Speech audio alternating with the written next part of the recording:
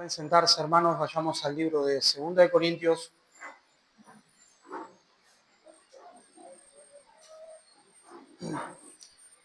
Mi idea, no así se ve la idea del Señor,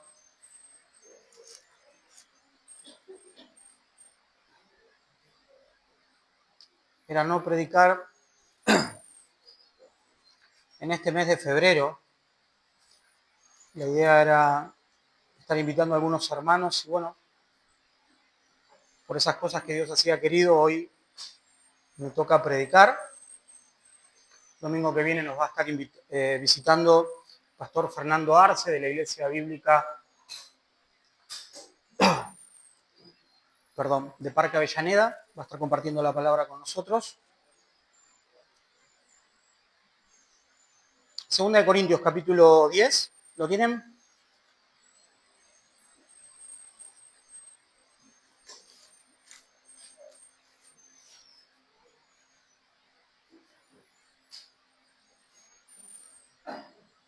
Bien, Elías leyó el texto, pero vamos a volver a leerlo. Le invito a que son 2 versículos y después vamos a entrar en el tema de esta mañana. Dice, porque las armas de nuestra milicia no son carnales, sino poderosas en Dios para la destrucción de fortalezas, derribando argumento y toda altivez que se levanta en contra del conocimiento de Dios y llevando cautivo todo pensamiento a la obediencia de Cristo. Hasta ahí nada más, la palabra. Bien, quizás es un pasaje que conocés, que alguna vez leíste o que por lo menos tenés en la mente de haberlo escuchado. Quizás no, por eso va a ser interesante que podamos hablar del contexto, de dónde viene este pasaje, que parece más que un pasaje de la Biblia, parece una declaración bélica, de guerra. Y ahora vamos a ver que sí es, de alguna o de otra manera, una declaración bélica. Pero ¿de dónde viene esto? Y para entender por qué Pablo está diciendo estas palabras, está bueno que nos metamos un poco en el contexto del libro que estamos leyendo. Siempre es lo que recomendamos, poder ver el contexto del libro para entender con qué tiene que ver el pasaje. El contexto del libro, que es el libro de 2 Corintios, es quizás una de las cartas donde Pablo más deja ver su corazón y deja ver su relación con el ministerio cristiano y el servicio a Dios. Un poco podríamos decir que plantea algunas frustraciones Pablo en la carta de 2 Corintios, muestra un poco su corazón, muestra un poco cómo es la crítica para con él de otras personas de dentro de la iglesia.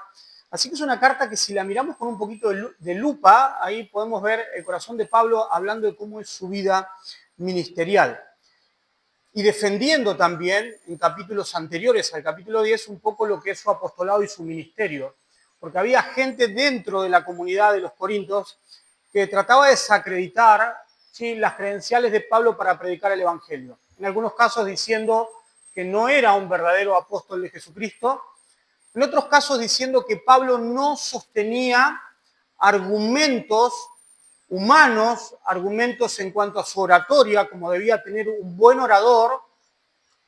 Por eso no era una persona que no podía convencer a nadie. De hecho, se ve que una de las cosas que le criticaban a Pablo eran sus métodos de elocuencia. Muchos decían, este hombre que es débil en palabra no puede convencer a nadie. Nosotros, gente, falsos maestros que estaban metidos en la congregación, tenemos argumentos mejores. Nosotros hemos aprendido de la buena escuela griega y sabemos cómo convencer a la gente. Ahora, hago un punto ahí. No eran las herramientas ni las armas de Pablo, que ahora vamos a ver. Pablo le dice a los corintios que él se había propuesto no saber nada entre ellos, que él lo que quería predicar era a Cristo y a este crucificado. Así que esa era la forma en la que predicaba Pablo. Pablo no buscaba convencer por la elocuencia, sino que Pablo lo que hacía era convencía a través de la palabra de Dios. Y cuando llegamos al versículo 10, vemos que hasta Pablo lo tratan de carnal. Y para muchos de nosotros, que nos digan carnal podría ser un insulto muy fuerte, ¿no?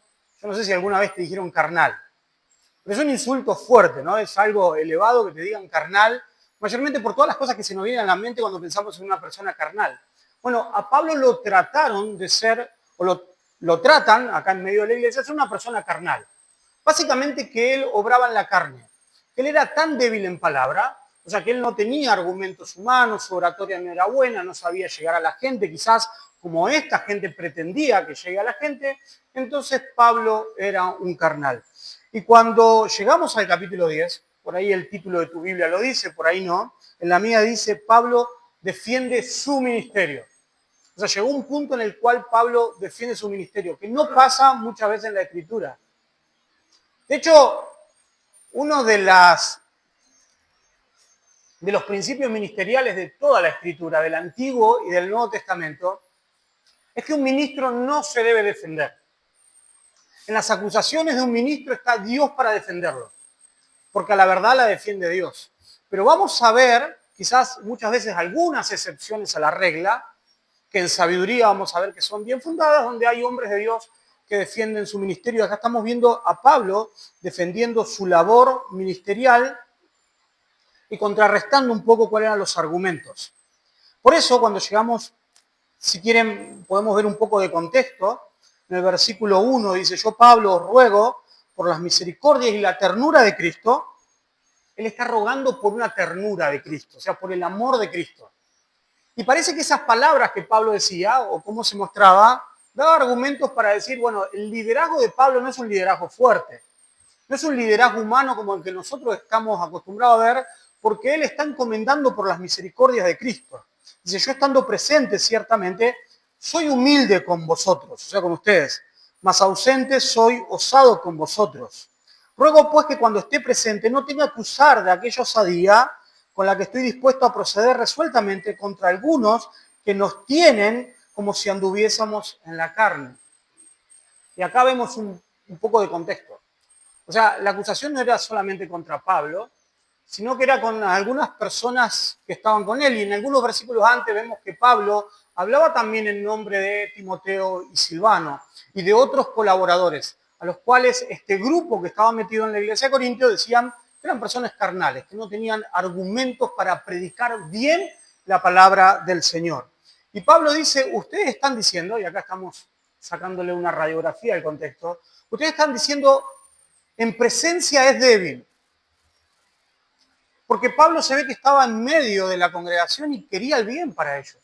Se comportaba como dice en otra parte Pablo, me comporté como una nodriza, como una mamá, tratando de ser misericordioso con ustedes, de en amor mostrar el buen camino.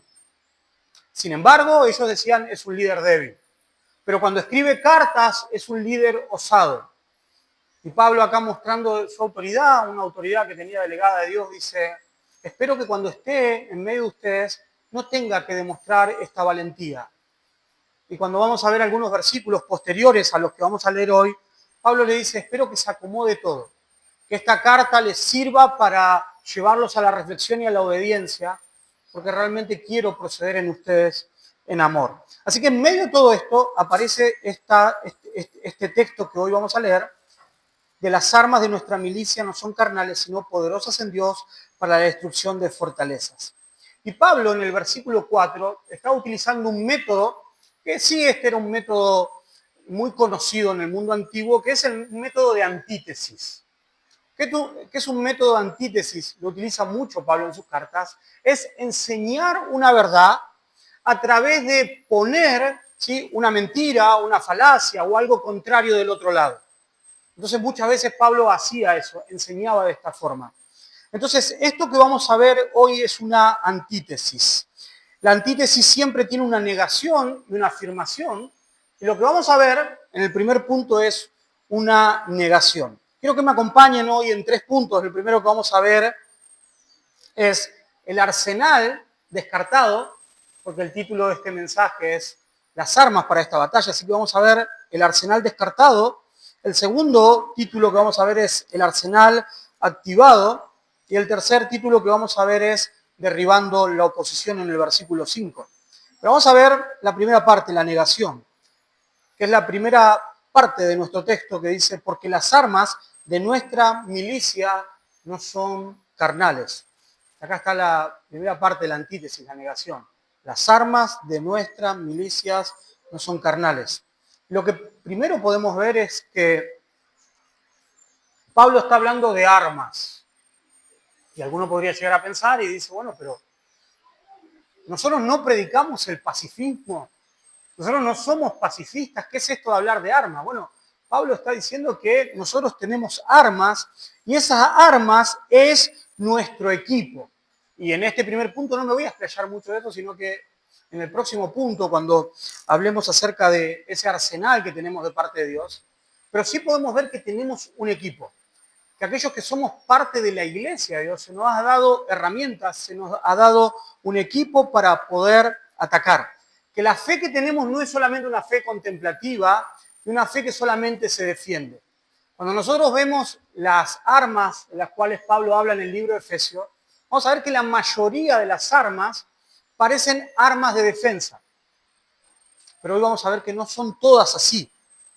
Entonces hay un equipo, Pablo habla de las armas, un equipo,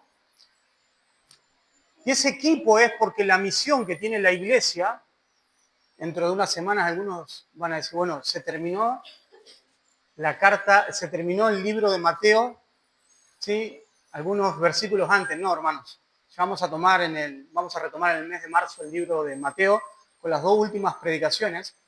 Pero una de las predicaciones que vamos a ver del libro de Mateo es que la iglesia tiene una gran comisión. O sea, la iglesia fue comisionada a predicar la palabra de Dios.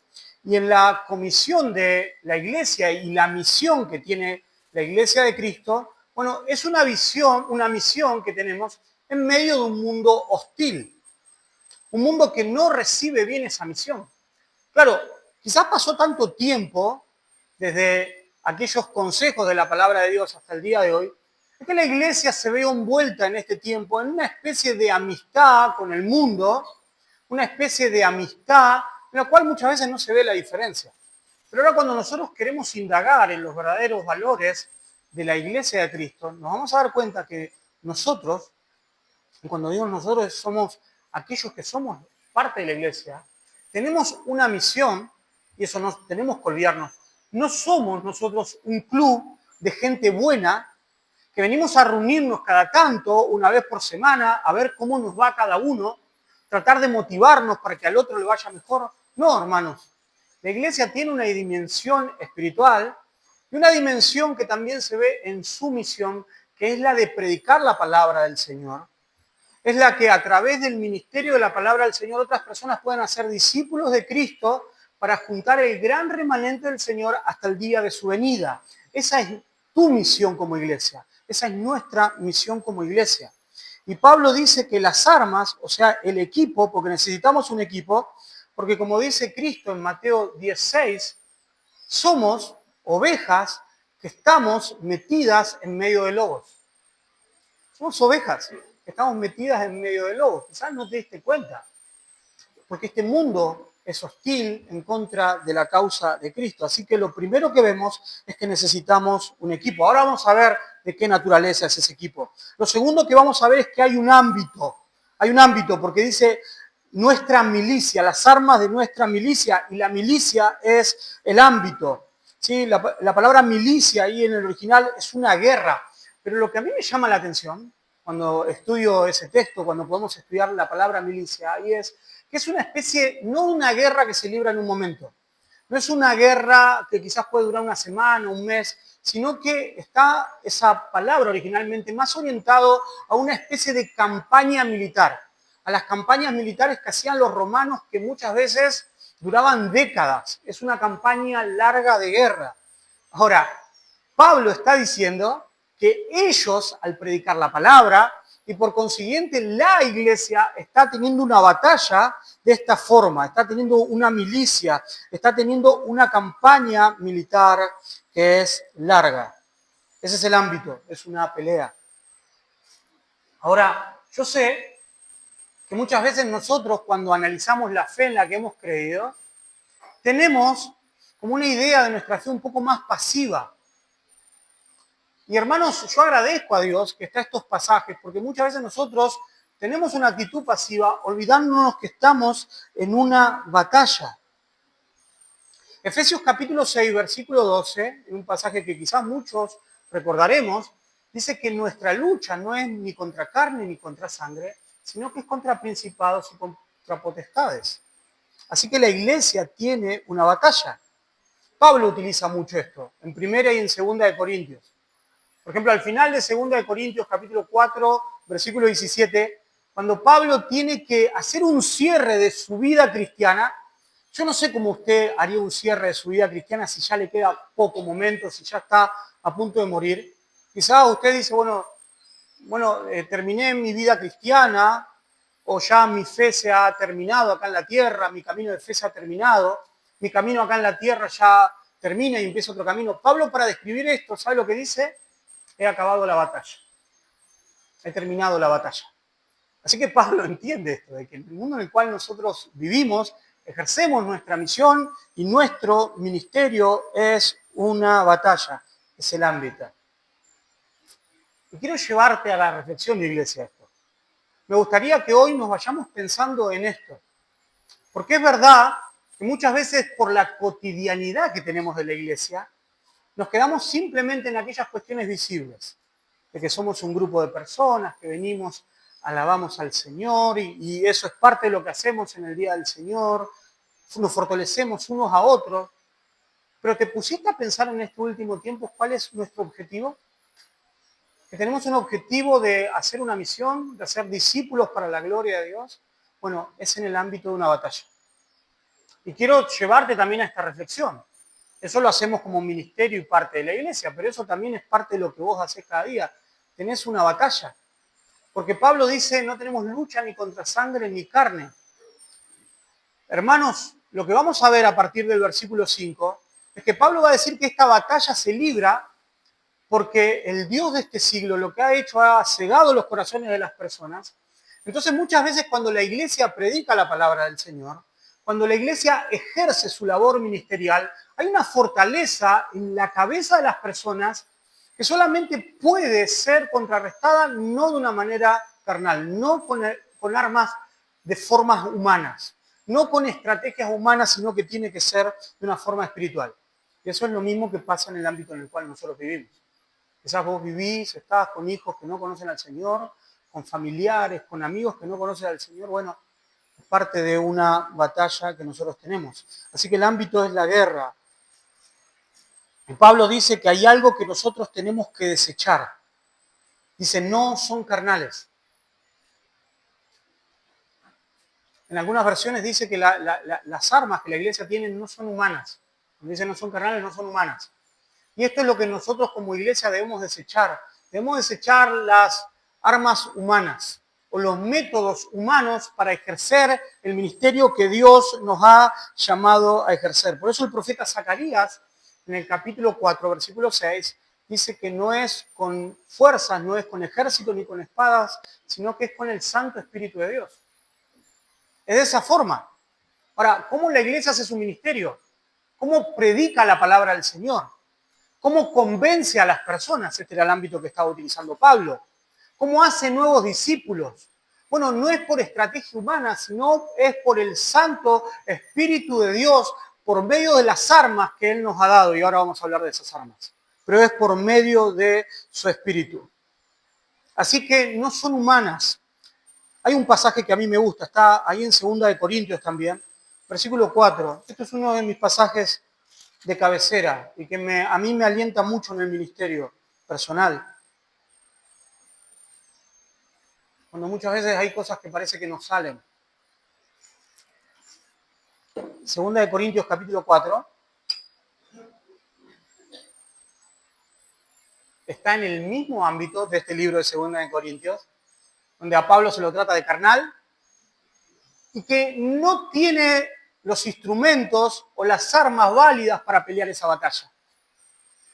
Lo que le estaban diciendo a aquellos que estaban infiltrados en la iglesia de Corinto y que estaban convenciendo a algunos es, Pablo y su equipo ministerial no tienen las armas. No son capaces de hacer esto. Y en el capítulo 4, versículo 2,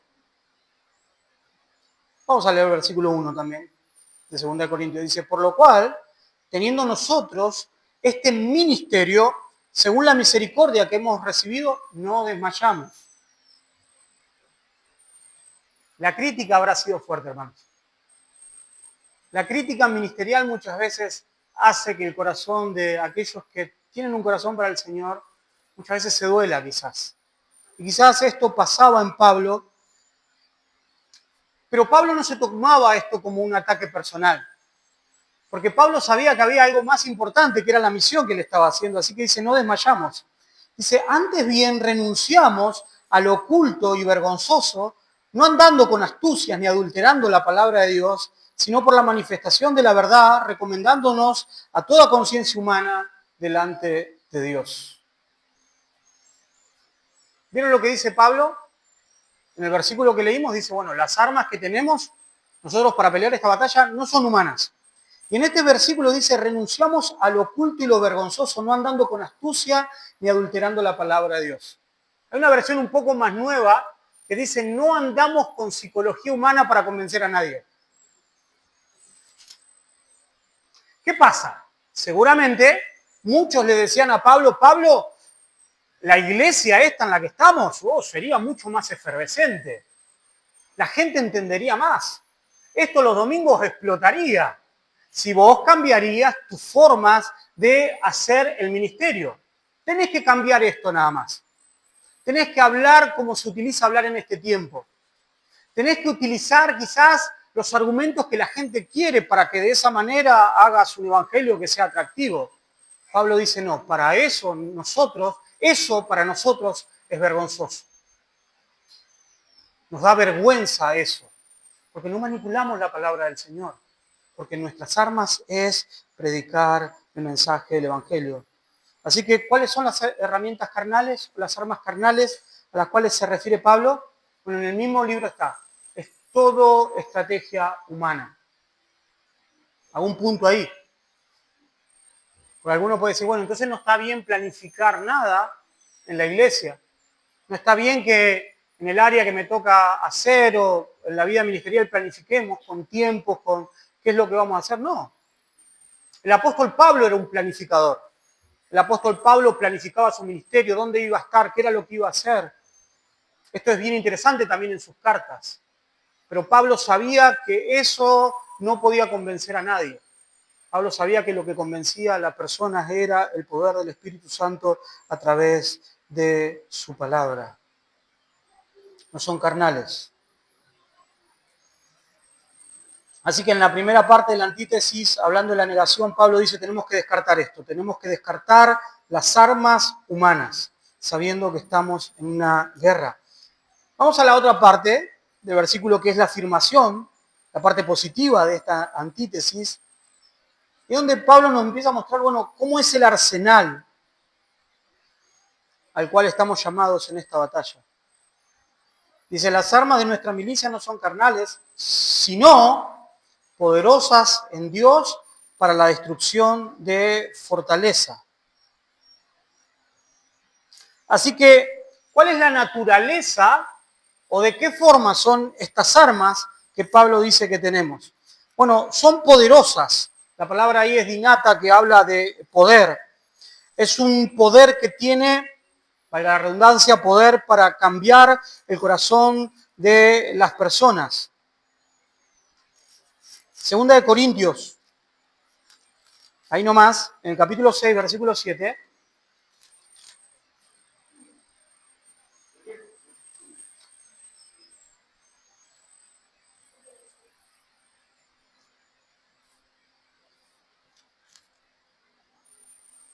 Cuando Pablo habla de dónde está el poder de su mensaje, Pablo dice, en palabra de verdad y en poder de Dios, con armas de justicia a diestra y a siniestra. Pastor, ¿qué pasó que Pablo está con un lenguaje bélico? ¿Vieron? Es más de lo que pensamos. Pablo dice, en palabra de verdad, en poder de Dios, con armas de justicia a diestra y siniestra. ¿Cuál eran las armas de Pablo? La palabra de verdad. Pablo no se inventaba nada. Pablo no sacaba nada de su filosofía humana. Pablo tenía argumentos. De hecho, Pablo fue creado en una cultura, en una formación que él tenía para exhibir una serie de armas humanas, quizás, para mostrarse de una manera mucho más florida, mucho más atractiva para los demás. Pablo dice, el poder que nosotros tenemos está en la predicación de la palabra. Quiero que me acompañen al libro de Efesios capítulo 6. A diferencia de lo que hago siempre, hermanos, hoy lo voy a llevar por algunos otros pasajes. No me gusta hacerlo mucho, creo que muchas veces le quita el foco al pasaje principal, pero hoy creo que es necesario hacerlo. Efesios capítulo 6.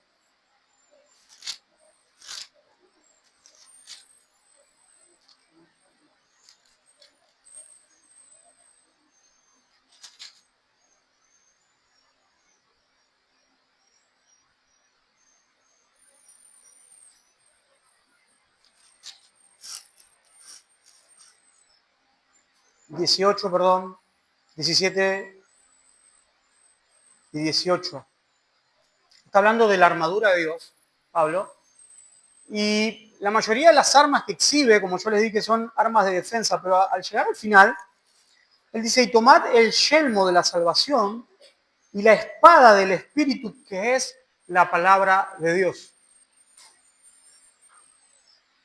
¿Se dan cuenta cuál era el arma que tenía Pablo para poder contrarrestar los ataques del enemigo y toda fortaleza mental que muchas veces podía haber en el corazón de las personas esgrimiendo argumentos? Porque hermanos, pensemos en algo. Cuando alguien no quiere, cuando alguien predica la palabra y alguien no quiere realmente creer en este maravilloso evangelio que nosotros tenemos, la Biblia dice que esa persona tiene una fortaleza en la mente. Hay algo que le impide no poder creer a la palabra del Señor, es una fortaleza espiritual. Y nosotros no podemos utilizar argumentos humanos. Está bien que estudiemos el evangelio, está bien que muchas veces podamos estudiar apologética, que es tratar de convencer a la persona, pero en definitiva es la obra de Dios en los corazones. C.S. Lewis, un escritor muy conocido, decía que con aquellas personas, con aquellos ateos que debaten, no es necesario debatir, simplemente hay que predicarle el Evangelio, porque es lo único que tiene poder para transformar sus vidas. Y esto es verdad, hermanos.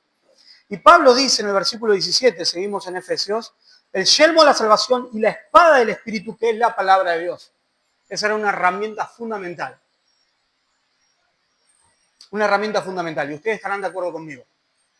Que predicar la palabra de Dios de una manera valiente, de una manera haciéndolo a tiempo y fuera de tiempo, y de una manera también que sea clara, y hacerlo periódicamente. La iglesia del Señor es el instrumento que el Señor utiliza para poder derribar argumentos en la mente de las personas y llevar a las personas a Cristo. Es eso.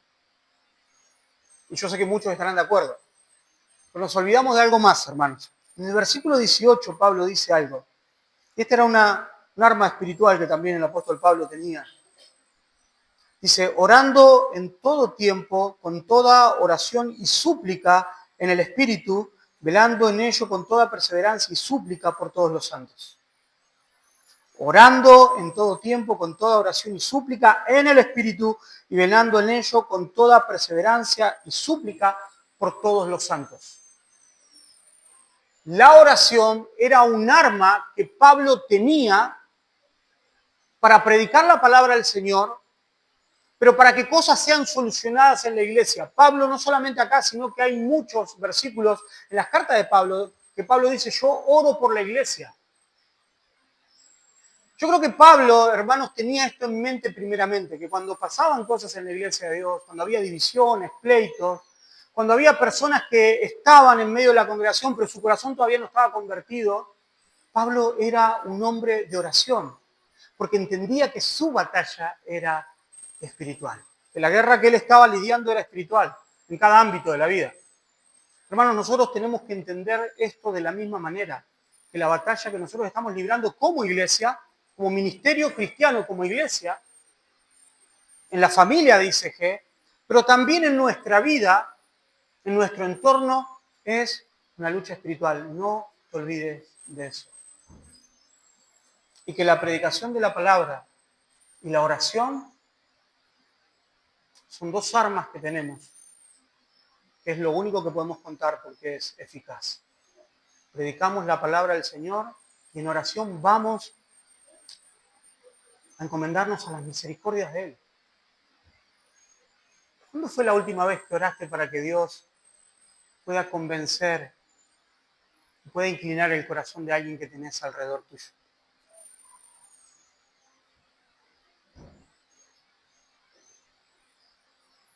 Esta semana con Analía estábamos aconsejando a una mamá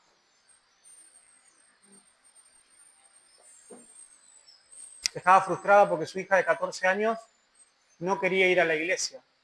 Y hace poquito había venido un campamento y vino criticando todo el campamento y no quería ir a la iglesia y se puso a llorar esta mamá. Entonces yo la primera pregunta que le hice es, ¿cómo es tu regularidad en la congregación? ¿Cuánto te congregas? ¿Cómo es tu regularidad al congregarte? Y me dijo, en los mejores meses voy 2 domingos al mes. Bueno, fundamental, no esperes que tu hija se congregue si vos no te congregas. Lo primero. Segundo, ¿qué estás haciendo? No, estoy tratando de convencerla, le arranqué esto de la habitación que tiene. Bueno, en cierta parte está bien, pero estás peleando una batalla de manera humana. O sea, está bien lo que haces como mamá, está bien, su papá no era cristiano, está bien lo que haces, pero te está faltando algo que es fundamental, que es la parte espiritual. Estás orando, estás yendo delante de la presencia de Dios por tu hija, porque lo único que va a poder convencer el corazón de tu hija para que nazca amor por él, porque hasta ahora tu hija va obligada nada más a la iglesia porque vos la obligás. Lo único que va a hacer que nazca un amor por ella es el Señor transformando su vida. Y una de las responsabilidades que vos tenés como mamá es orar, no podés hacer otra cosa. Tus palabras no la va a poder convencer. Podés hablarle lo más lindo posible, podés aconsejarle lo más lindo posible. Solamente tus palabras pueden ser un instrumento de Dios nada más para su corazón. Pero lo más importante es que ores y vayas delante de la presencia de Dios por ello. Hermanas, ¿cuántas veces nos olvidamos en nuestro ámbito que nuestra batalla es espiritual? Y que tenemos que llevar todas las cosas en oración. Porque esta es la guerra que predicamos. ¿Cómo se van a poder convencer las personas? ¿Cómo las personas van a cambiar? ¿Cómo en la iglesia las personas se van a santificar? Bueno, la iglesia tiene que orar para eso. La iglesia tiene que tener tiempo de oración para eso. Venía este pasaje, hermanos, que estoy predicando en esta mañana, es una meditación personal y un devocional, y parte de mis meditaciones que vienen por lo menos hace 3 semanas. Vengo meditando mucho en esto. En la vida de oración mía, en la vida de oración de la iglesia, para poder cumplir con esta gran misión que tenemos nosotros como iglesia.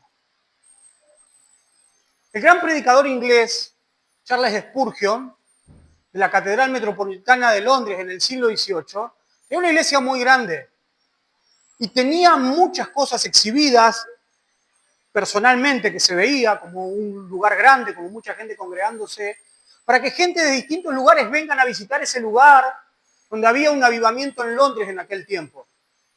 Y cuando venían a ver el secreto de la predicación de él y el secreto del avivamiento en su iglesia, ¿sabe lo que hacía él? Lo llevaba a un cuartito que estaba abajo del púlpito, donde a la hora de la predicación había por lo menos 100 miembros rotativos que hacían domingo tras domingo orando por la predicación de ese domingo. Porque él entendió que las armas de nuestra milicia para hacer la obra no son carnales, son espirituales.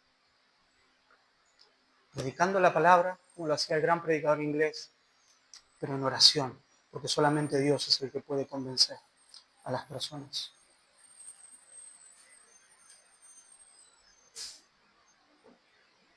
Así que la naturaleza es que es poderosa, es poder de Dios. La fuente de estas armas es Dios mismo. Dice, son poderosas en Dios. Son poderosas en Dios. Necesitamos el poder de Dios. Hermanos, tenemos que sincerarnos delante de su presencia. Es que a veces somos cristianos de manera individual, pero muchas veces sobre todo como cuerpo, que hacemos las cosas de manera humana. Hablaba ayer o anteayer con un hermano y hablábamos de postrarnos delante de la presencia del Señor para pedir ayuda en las cosas que tenemos que hacer día a día, que parece tan sencillo, pero a veces es lo que menos hacemos. Somos orgullosos. Queremos encarar las cosas muchas veces con la experiencia que tenemos, con el seminario que hice, con los años de instituto bíblico que tengo, con todas cosas que son importantísimas, hermanos. De acá alentamos a eso. Pero nos olvidamos que es por el poder de Dios. Dice, son poderosas en Dios. La fuente es el poder de Dios. Por eso en 2 Corintios capítulo 12, versículo 9, cuando Pablo habla de su aguijón, un aguijón que seguramente él tenía en su cuerpo, que le hacía que se le dificulte más la tarea del ministerio. Por eso, 2 Corintios, Pablo habla de su corazón, dice, Dios me dijo, bástate en mi gracia porque mi poder, el poder de Dios, se fortalece en medio de tu debilidad. ¿Cuántas veces nos sentimos débiles individualmente? Cuando hacemos una tarea, cuando tenés que convencer a tu hijo, como aquella mamá, cuando tenés que predicarle a tu esposo inconverso, a tu esposa o a tus amigos, ¿cuántas veces nos sentimos débiles? ¿Cuántas veces nos sentimos débiles? Como iglesia ICG. Porque sabemos que Dios nos llamó a más y nos creemos débiles. Vamos a ser débiles en tanto y en cuanto el poder esté en nosotros. Pero hermanos, el verdadero poder que transforma la vida de las personas, que hacen discípulos más crecidos en la fe, que hace una iglesia unida, que se una detrás de una misión, es el poder de Dios. Le comentaba a un hermano en esta semana que estoy leyendo como parte de mis devocionales el libro de Génesis. Y me di cuenta de algo. Llevo años, décadas leyendo la Biblia, pero cuando uno empieza a leer las historias del Antiguo Testamento se da cuenta que hay un montón de detalles que uno los dejó por ahí. Cuando estaba leyendo a Jacob luchando con el ángel, en el capítulo 32 del libro de Génesis, quizás muchos conocen esa historia, Jacob luchó con el ángel, y muchos lo que se ha predicado o tenemos en nuestro inconsciente, y muchos hablamos del intrépido Jacob, o cómo Jacob tuvo esa valentía para luchar con el ángel para buscar su bendición. Esa famosa frase de Jacob, no te dejaré hasta que me bendigas. Y si uno tendría que pintar en un cuadro a Jacob luchando con el ángel, vería un hombre erguido. Esa sería mi pintura. A mí me encantaría pintar, pero tengo muy mal pulso aún para escribir.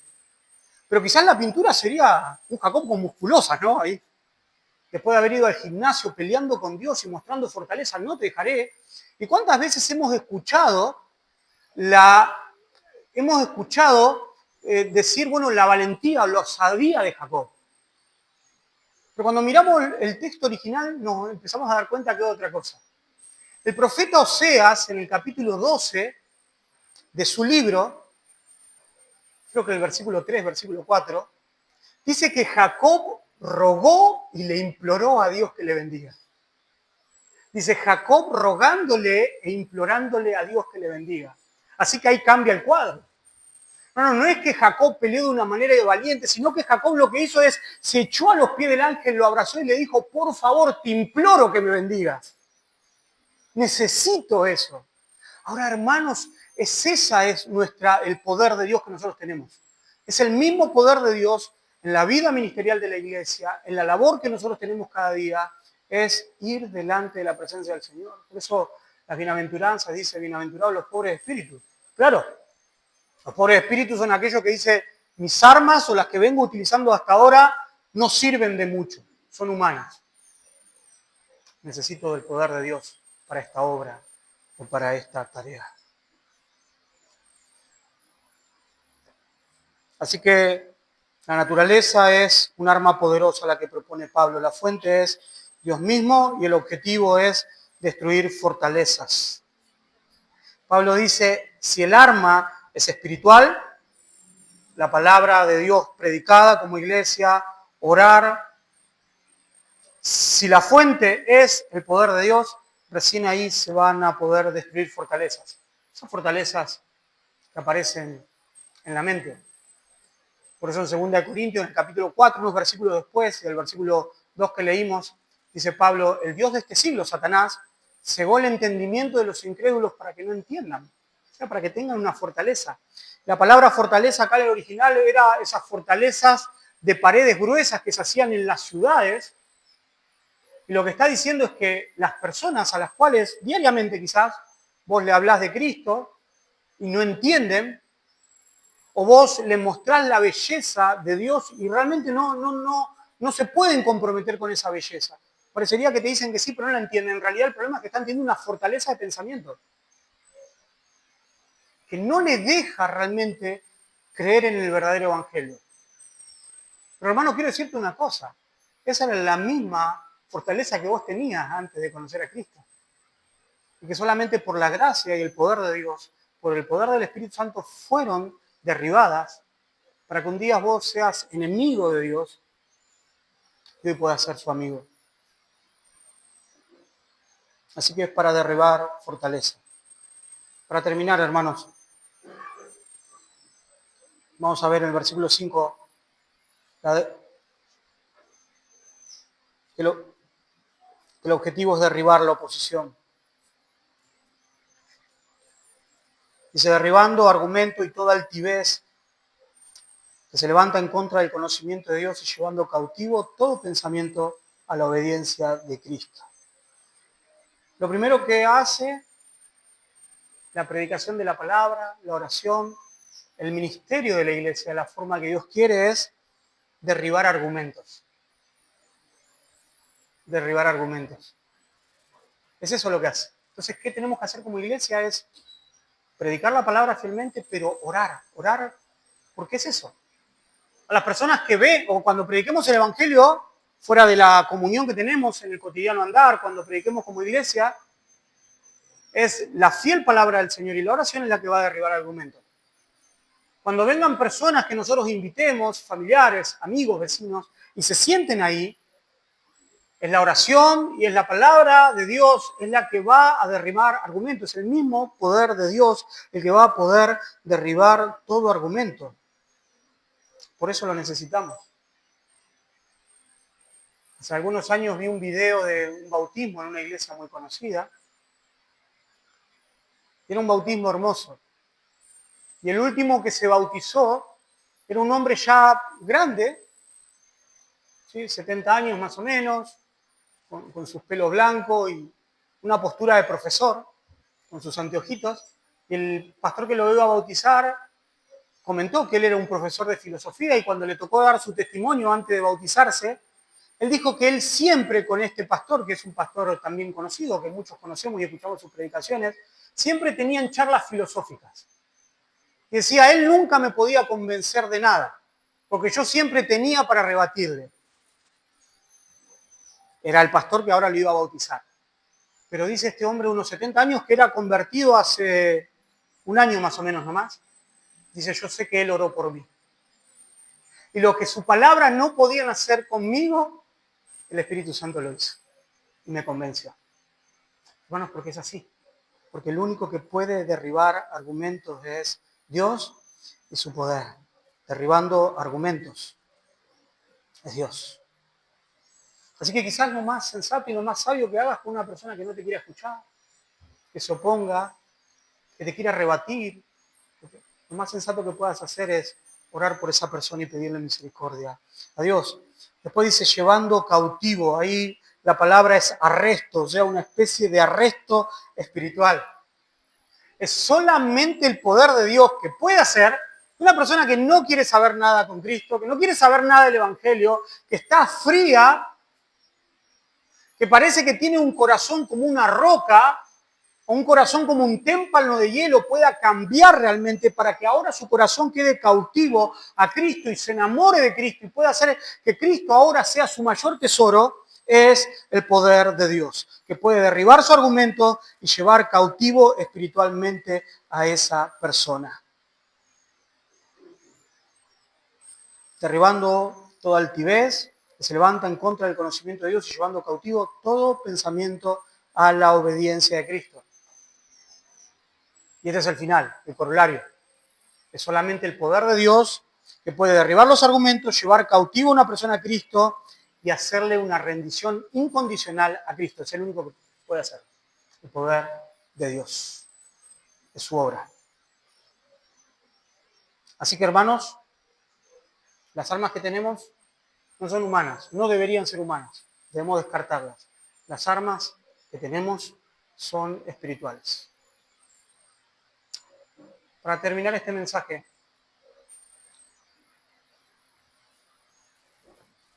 pensaba mucho en el ministerio de nuestra iglesia este año. Pensaba mucho en estos días y oraba. Prontamente tenemos comienzos de actividades, de lo que hacemos como ministerio de iglesia local. Se me venía mucho la confrontación de la palabra. ¿Cómo vamos a planificar este año? ¿Cómo lo vamos a afrontar? ¿Es en el poder de nuestras estrategias o es en el poder del Espíritu Santo? Iglesia, le propongo tener una actitud ambiciosa para el reino de Dios este año. Iglesia, le propongo tener una actitud de estar en guerra y ambiciosa, no por nosotros ni por nuestro buen nombre, sino por el buen nombre del reino de Dios en este año. Pero que lo hagamos de una manera espiritual. Que esto pueda replantear nuestras formas de venir a orar los jueves, cuando empiece la oración de los jueves. Que eso empiece que replantee nuestras formas de poder estar tiempo con hermanos. Me reunía esta semana con algunos hermanos y antes de poder despedirnos les decía, tengo la necesidad de que oremos por la iglesia. Y tenía unos lindos tiempos de oraciones con esos hermanos por la iglesia. Porque hermanos, yo creo que al igual que ustedes, yo como pastor, pero no solamente porque soy pastor, sé que ustedes también como hermanos queremos el bien para nuestra iglesia, ¿o no? Queremos que haya personas que en medio de nuestra iglesia se conviertan a Cristo. Queremos que haya personas que en medio de nuestro ministerio puedan crecer en el conocimiento del Señor, que puedan ser santificadas, que puedan ser discípulos que amen más al Señor. Queremos eso. Bueno, recordemos que nuestras armas no son humanas, sino que son espirituales. Vamos a ponernos de pie.